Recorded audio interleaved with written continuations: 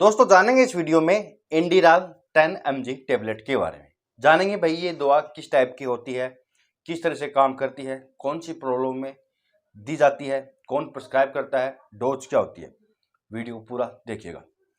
तो दोस्तों इंडिराल एक ब्रांड आता है अबट कंपनी का। अबट नाम की कंपनी का ब्रांड आता है, बनाती है, मैन्युफैक्चर करती है।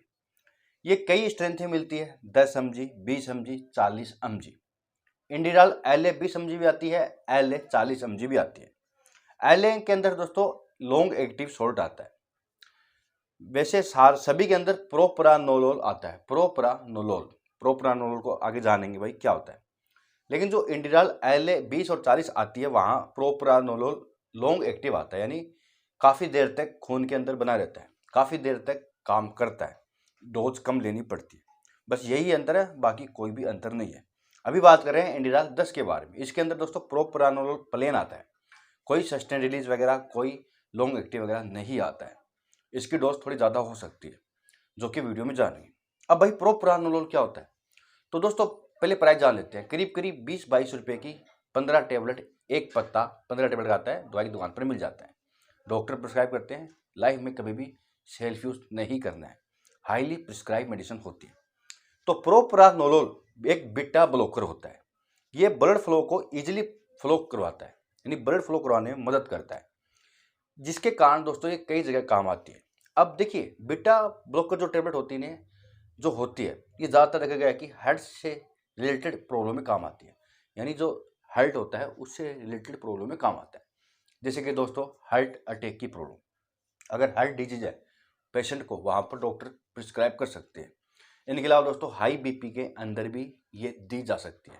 ब्लड प्रेशर हाई रहता है तो कम करने के लिए डॉक्टर दे सकते हैं, लेकिन वहाँ पर ये फर्स्ट मेडिसिन नहीं होती है। हाई ब्लड प्रेशर में कुछ अलग टाइप की बीटा ब्लॉकर चलाई जाती है, जैसे कि एम्लोडिपिन हो गया, टेलमिसार्टन हो गया, ये साथ में डॉक्टर दे सकते हैं। ठीक है, तो फर्स्ट चॉइस नहीं होती है। ब्लड प्रेशर कम तो करती है, लेकिन वहाँ पर सिंगल नहीं चलती। इनके अलावा दोस्तों बात करूँ तो ये माइग्रेन की प्रॉब्लम में भी काम आती है। माइग्रेन की प्रॉब्लम में ब्लड फ्लो को इजीली फ्लो करवाती है, जिससे कि माइग्रेन की प्रॉब्लम कम होती है, दर्द कम होता है। दोस्तों कई बार क्या है कि जो दिल की धड़कन होती है ना, वो अनियमित हो जाती है, धक धक ज़्यादा करता है, दिल धड़कन बढ़ जाती है, चाहे एंजाइटी कारण हुआ हो, चाहे कोई दौर आया हो, या कोई डर के कारण अगर हार्ट बीट बढ़ती है तो वहाँ पर उसकी गति को कम करने के लिए भी डॉक्टर देते हैं। ब्लड प्रेशर जिसको रहता है उसको ही ज़्यादातर प्रॉब्लम होती है, तो वहाँ पर गति को कम करने के लिए जो धक धक होता है वो वहाँ पर चलती है। इनके अलावा दोस्तों अगर बात करूँ तो ये एंजाइटी की प्रॉब्लम में भी डॉक्टर देते हैं।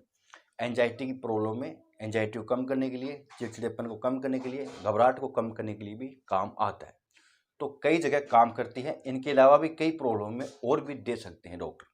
बात करते हैं भाई क्या डोज होगी, तो ये 10 मिलीग्राम की है। इसकी जो डोज है वो सुबह शाम भी हो सकती है, दिन में एक बार भी हो सकती है। तो डिपेंड करता है आपको किस टाइप की प्रॉब्लम है, आपके डॉक्टर ने आपको क्यों दिया है, साथ में इसके साथ में कौन सी मेडिसिन चल रही है, 10 मिलीग्राम लेने के बाद आपको कितना इंप्रूवमेंट है, सब कुछ देखना पड़ता है। 10 मिलीग्राम से इंप्रूवमेंट कम है तो डॉक्टर आगे जाके 20 मिलीग्राम या 40 मिलीग्राम भी दे सकते हैं। तो सुबह शाम भी हो सकती है, दिन में एक भी हो सकती है। दोस्तों इसकी जो डोज है खाली पेट भी ले सकते हैं। ज़्यादातर देखा गया है कि खाली पेट ही डॉक्टर देते हैं, खाने के बाद भी ली जा सकती है, लेकिन अपने डॉक्टर को पूछ लीजिएगा कि खाली पेट लेनी है, खाने के बाद लेनी है। वैसे डॉक्टर बता भी देते हैं, लेकिन प्रोप्रानोलोल खाली पेट रिकमेंडेड किया जाता है ज़्यादातर केस में। बात करते हैं साइड इफेक्ट। देखिए इसके साइड इफेक्ट तो हो सकते हैं, जैसे कि दोस्तों हार्ट रेट है ना, वो कम बहुत ज़्यादा स्लो हो जाती है लेने के बाद।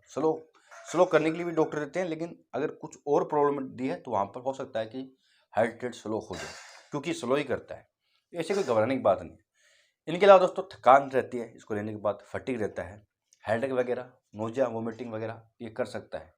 इनके अलावा दोस्तों नींद आने में दिक्कत हो सकती है, थोड़ा डिस्टर्ब हो सकता है व्यक्ति। बात करते हैं सावधानी, तो सावधानी इसकी है, एक तो कभी भी सेल्फ यूज नहीं करना है, दूसरा दोस्तों डोज को कभी भी मिस नहीं करना है, ज़्यादा भी नहीं लेना है, कम भी लेना है नहीं लेना है।